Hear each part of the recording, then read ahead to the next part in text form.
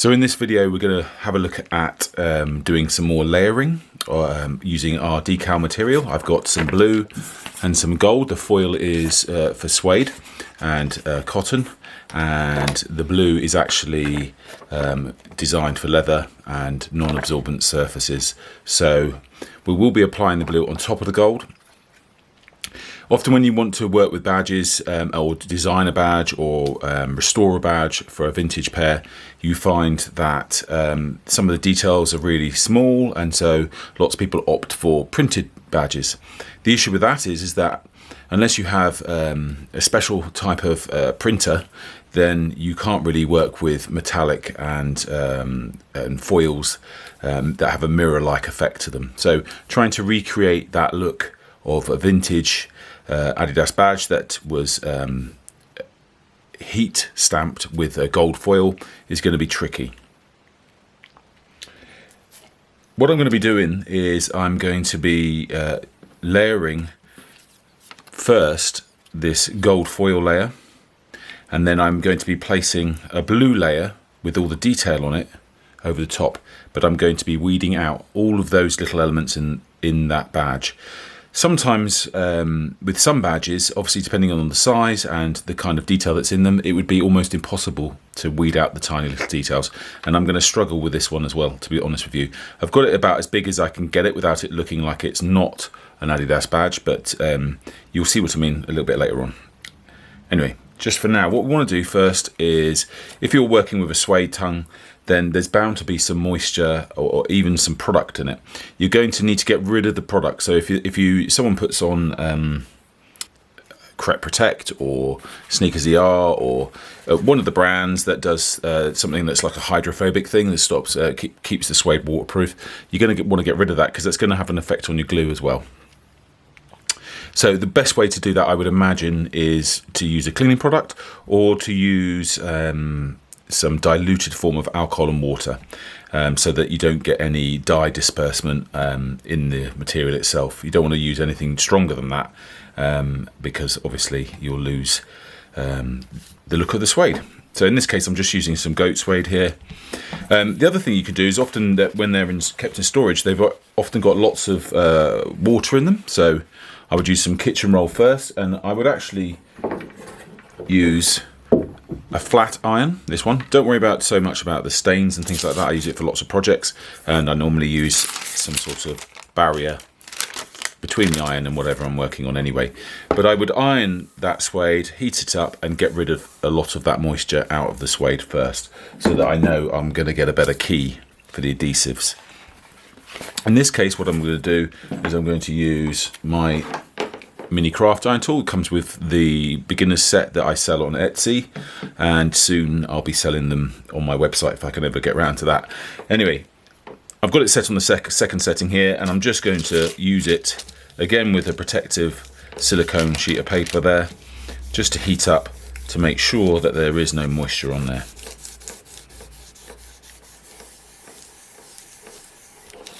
It's also going to flatten the surface nicely.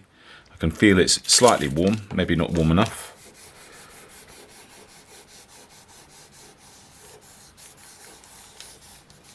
There you go. I've got my gold foil. I'll be placing this down, imagining that this would be in the center of a tongue shape. Just like that. I use different foils depending on what's available at the time, and this foil has a thinner carrier sheet than some of the ones that I sell. You just get used to how thick the carriers are and how long you need to heat them up for them to work. Now, this isn't designed for leather, this foil, but because there's a natural key to the suede, being that it's made of little tiny fibres that are absorbent, it does work. But you'll find that it probably takes a lot more heating and pressing to get a really good bond.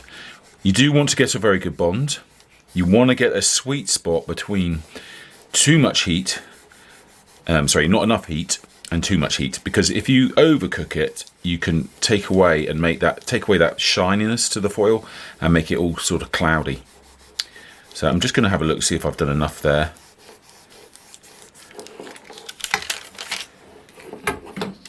If it hasn't started to grab, you can just flatten it down again. You can see there it started to grab. There we go. And if I take a look, I can see if it needs pressing again. I'll give it one more press there. You start to see the fibres coming through with this press. Again, using my silicone paper. Now I've cut this design out so that it sits, the gold itself sits just inside the shape that I've made of the badge. So I'm going to leave that to one side for now. And I'm just going to take the background away using my weeding tool. And there you go. If I tilt it to the light, you can see the design. So it's got that Adidas trefoil, the Adidas lettering, and then it's got the Dimarken Streifen 3 bands lettering that looks a little bit like a hamburger. There it is. If it had something like made in Yugoslavia or West Germany or Taiwan or whatever down the bottom there, I think it would be pretty much impossible to do that and weed it successfully at this sort of size. That said, some people have used, and I've used, wet slide decals. Again, there's a tutorial on wet slide decals on the rebranding video, but that would show you how you could use a foil and then print on a clear decal material and transfer that to the foil. So there are ways around these things, especially if you want to have a metallic or foil effect. But we're going to go with this one today. I'm going to have to speed it up, I think, as I work. Otherwise, you'll be here for some time.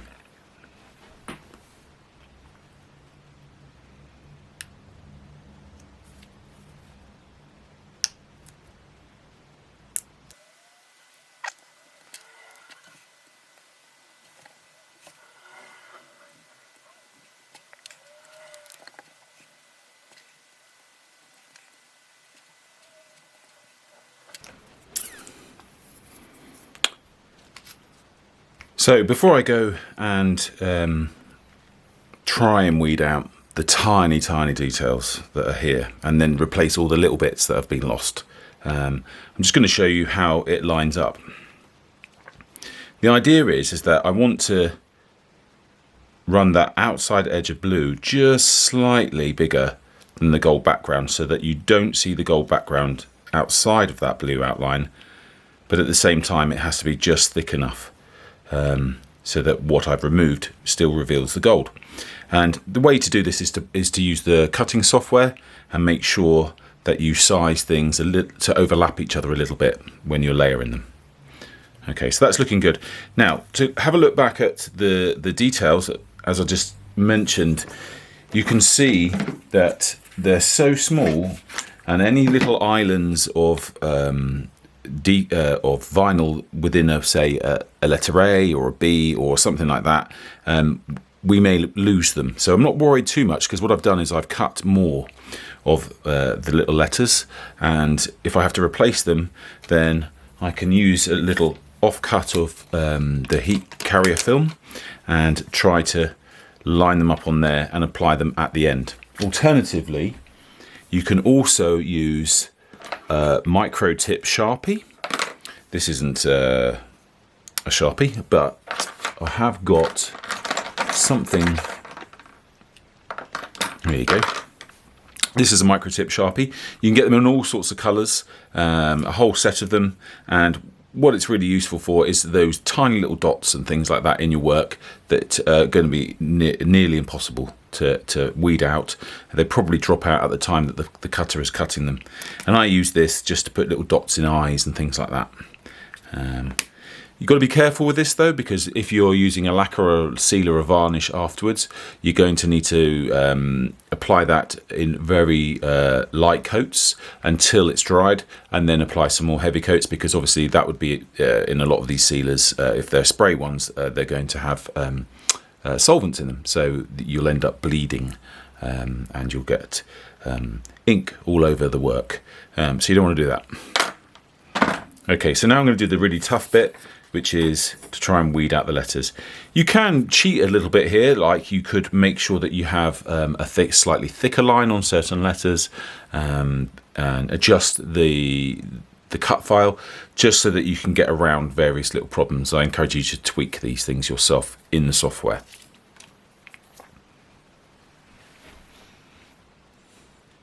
If it's tricky to see what's behind, it's useful to have a different color underneath so that you can see what you're doing.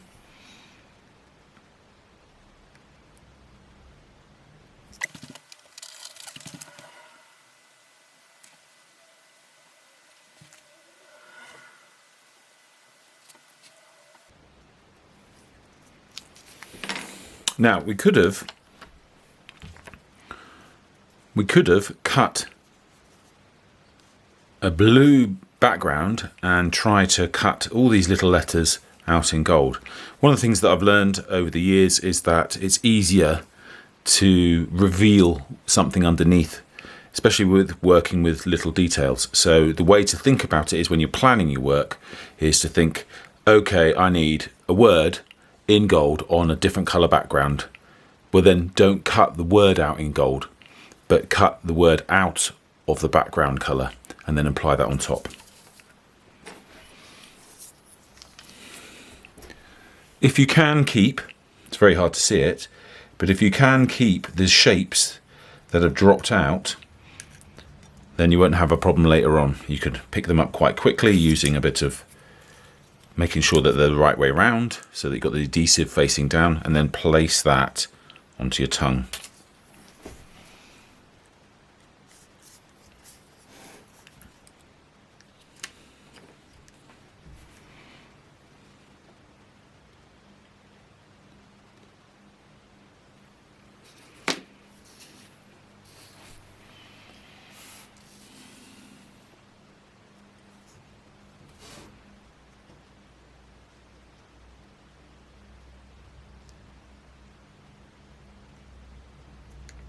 Now, it's going to be impossible for you to see, but I've got what looks like the middle of an R, and it's so small I can barely see it, and I can just about make out that one side is shiny and the other side is matte. So because one side is shiny, I know that's the glue side. So if I wanted to, I could place that with the shiny side up onto the film and press it down into place and hope that it stays there ready for application. Or I can use another piece of carrier film that I've already used for something else and place it on there, and then I can hope that stays into place there, and I can line it up afterwards, and with the tip of my craft iron I can just make sure I get it in place. First things first though, I think I'll apply all of these in that manner, so I'll do them all afterwards so you can see that there's if I can zoom in here, hopefully you'll be able to see.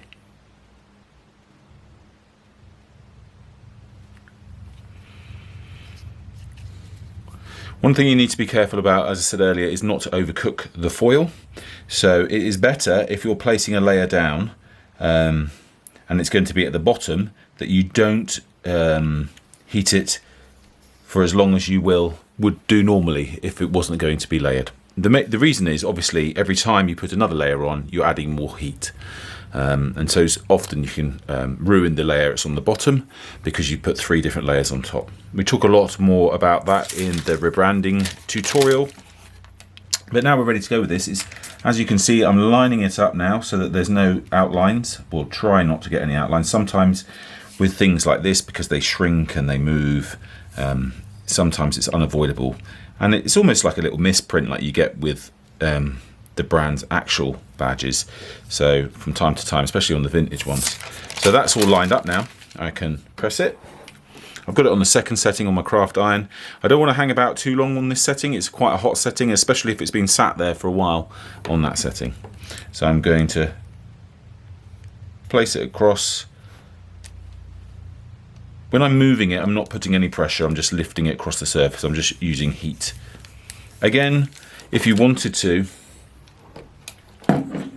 you could use a flat iron to do this, and you would have to be careful that you don't overheat any suede and shrink the tongue on your shoe. When I'm working with a tongue on a shoe, I generally have it on the edge of a desk and I flip the tongue on like that, and sometimes I'll tape it at the top with some masking tape to the desk so that it will hang and I can work with it without worrying about holding on to it. Just going to have a look now to see if it's going to work and peel. When peeling, it's a really good idea to work against horizontal lines. So you work, like you can see I've got the bottom horizontal line there, and keeping it as flat as possible to the surface. If anything hasn't transferred, then I'll just lower it back down and do it again. So I'm keeping it as flat as I can, and that way it doesn't lift. Perfect. And I've got that really sticky carrier film now to help me place all those little islands and bits, details that fell out. I've moved it down to my second setting for this because now I'm just using the silicone paper, so I know that it's going to be a lot hotter on the surface there. If you're ever worried about how much heat you're putting on, then you can always cover it with layers of paper, layers of regular A4 print paper, and that will cool things down a little bit on the surface. So I'm just going to go along there.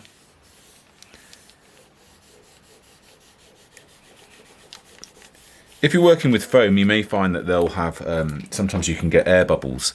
It can be really tricky. You don't really want to pull things off, especially if you're using this sort of material that's designed for non-porous surfaces. The glue is so good that if you try to pull it off, you probably destroy the tongue in the process. One thing that works very well, though, if you do have a bubble, is to pierce the bubble with your weeding tool. And when you press it down, the air will go, and you won't even notice the little pin prick that you put into the foil. Let's take a look now.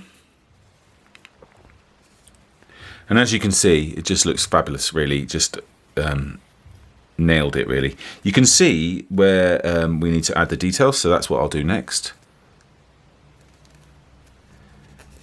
But that's fixed, and that's not going anywhere. And it's a lot more impressive than using a printed one to do it like this, if you can get those details.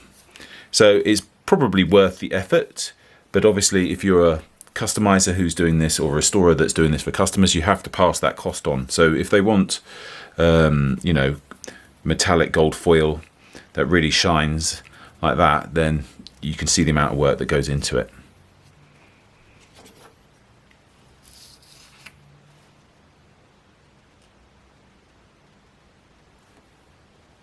So now I'm just trying to work out which side of this shape is the glue side.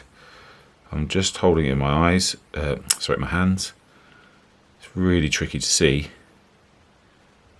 and I can't tell on that one. So I'm going to go and find another one and have a look at that. I think that's the matte side. One surefire way of finding out is if you apply the heat and it doesn't stick, then you probably got it the wrong way around. It's sometimes it's easier to actually flip it around whilst it's on the sticky carrier film itself, because it doesn't fly away if you breathe too hard. Okay, I'm going to go and have a look under a lamp at this to see which way.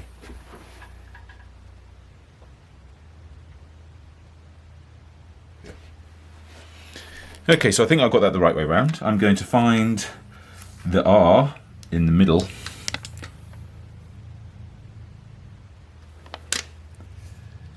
And I'm going to line that up with the R. If I can see it, there it is. Now you're not going to be able to see this, but if I can hold it under the camera, you may be able to see that the R in Stryfen now has a blue middle. On the low setting, I'm just going to touch the top of that R, and that should do it. No, so as I said, if you get it the wrong way around, it won't stick, and that hasn't stuck. So I'm going to flip it over.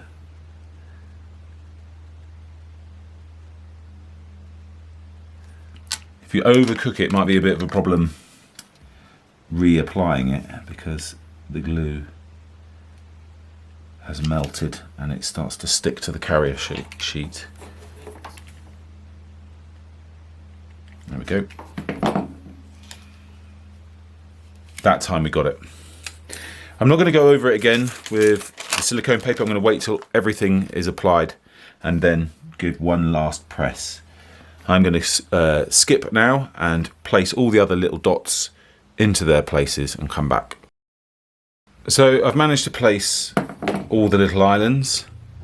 A lot of them were stuck to the carrier still, so it was just a question of pushing the carrier down, lining it up with the part that I wanted to apply it to, and putting it down and using the tip of my iron to push it into place. This is really fiddly, I've got to admit, but it took maybe 15 minutes to put all those details back in. As long as you've got some good light, your eyesight's okay, it's not too difficult. So lastly, I'm going to place the silicone over the top again. I've got it on the first setting because it doesn't need to be too warm, and I'm just going to press it down. This time I'm really going to apply some pressure to it to make sure all those little pieces are not stuck down properly. Again, you don't want to be too hot. If you're too hot, say it was on the second setting and you only had the silicone paper, then you might lose some of that great shine that's coming off the foil. And there you are. I'll take a really good photo of it up close now and splice that into the video so you can see for yourselves.